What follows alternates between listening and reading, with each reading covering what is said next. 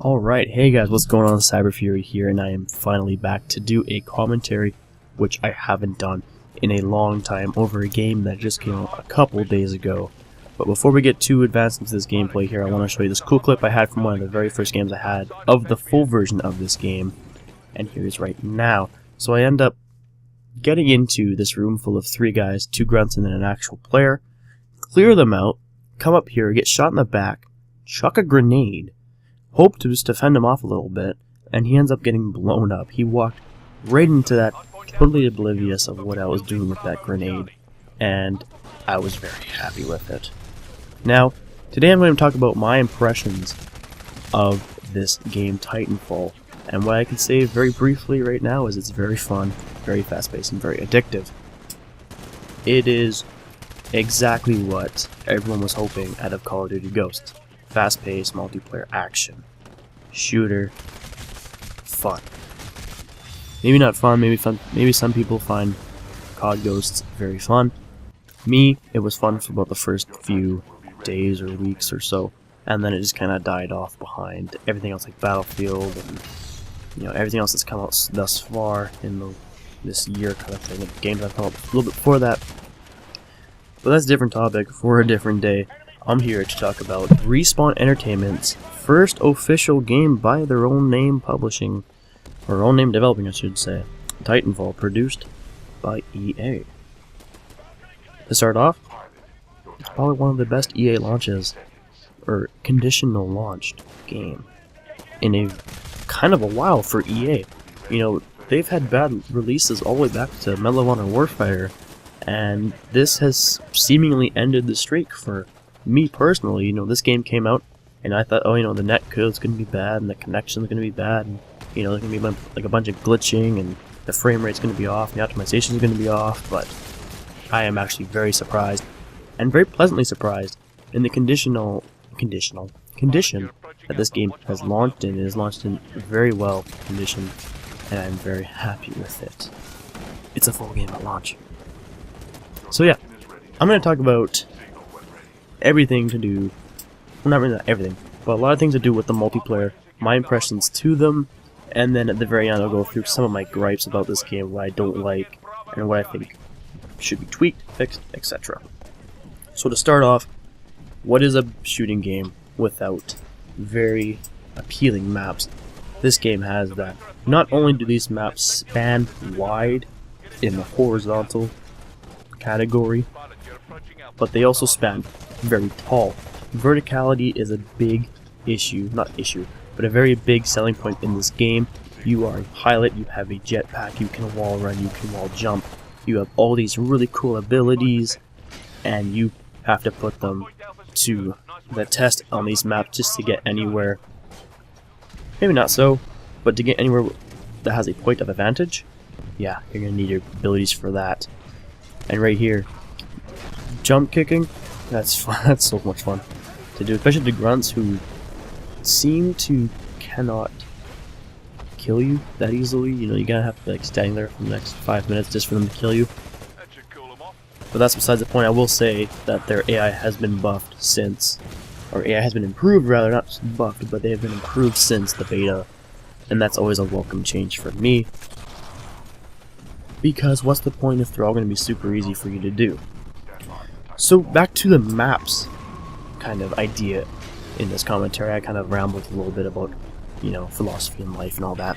But to go back to maps, these maps are very good. They're actually very well balanced, very well designed.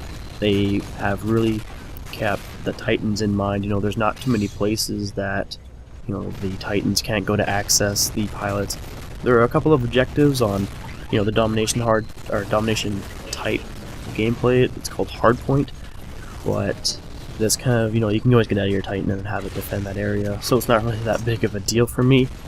It's just, they've kept it very well open and very accessible for the Titans. Now moving on to your actual soldier, which they call pilots in this game, your soldier is very well equipped. They are fast, agile, they got jetpacks, they can wall run, they can kick people in the face. It is just a lot of fun to be playing as a pilot, and you do not feel that disadvantaged when you go up against a Titan, because if they can't aim and you know your basic combat maneuvers, you're gonna easily be able to take out the Titan. Or you can jump on the Titan's back and shoot out the inwards. You can, shoot them with a rocket launcher and kind of get their attention away, sneak and get under places and stuff like that. It's actually very well balanced, as I said before, especially with the soldiers and how tall the Titans are compared to the soldiers. You'll still get crushed occasionally if you try to go and jump on the back and they end up walking backwards for some reason, or they see you back there. They can crush you, they can shoot you. It doesn't take that many bullets out of the Titan's chain gun to kill you.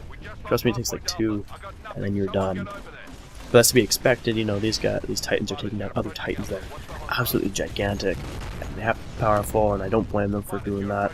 Like right here, 1, 2, 3 bullets that hit him really, that killed him. So it's not that big of a deal. If you know how to maneuver around the map, you'll be fine. Trust me. Now, speaking of Titans, the center point and the focal point of this game, Titans, they are well balanced. There are 3 different classes: the Strider, the Ogre, and the Atlas chassis Titans, and they each have their own perks and also their own disabilities. You have the Ogre, which is very powerful and can take a lot of bullets, but they're kind of slow and they only get one little kind of rocket step, what I like to call it, or the booster. You have the Atlas, which is the in-between chassis. It is very well rounded. You have the ability to have 2 of those thrusts and to take a little bit more damage, but you're kind of limited to how much damage you can take and how fast you can move.